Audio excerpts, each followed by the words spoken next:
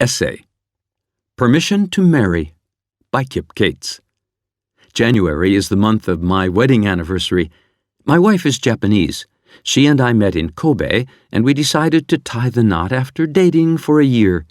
The biggest challenge we faced was getting permission from her father. To persuade him that I'd be a good son-in-law, I prepared a 5-minute speech in English about my background and my future plans. My girlfriend helped me to translate this into Japanese. I rehearsed it until I knew it by heart. The next weekend, we took the long train ride back to her hometown. Her whole family was there. Excitement was in the air. Everyone knew that this was the big day when I would pop the question. When dinner finished, her parents announced, "We have an important talk with Kip. Everyone out." I steeled myself for what was to come. At least I had my girlfriend beside me for support. However, her father pointed to her and said, "You leave too? This is between Kip and us." Now there were 3 of us, her father, her mother, and me, 2 against 1. I was on my own. The best defense is a good offense, I thought. I quickly launched into my Japanese speech. Halfway through my monologue, however, her father interrupted.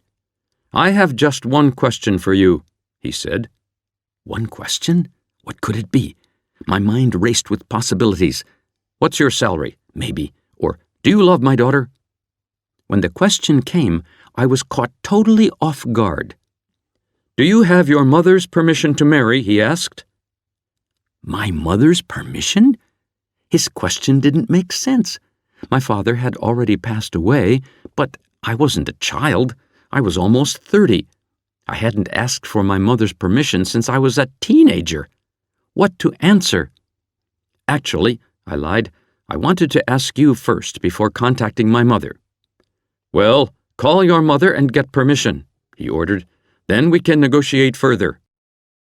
The next day, I made a long-distance phone call to my mother in California. It was a very strange conversation. "Mom," I said, "I need your permission to marry my girlfriend in Japan." "You're joking, right?" she asked. "No," I said, "I'm serious. I need your consent or I can't get married." The idea of her 27-year-old son asking for permission was so funny that she broke out laughing. "Okay," she said, "you have my permission."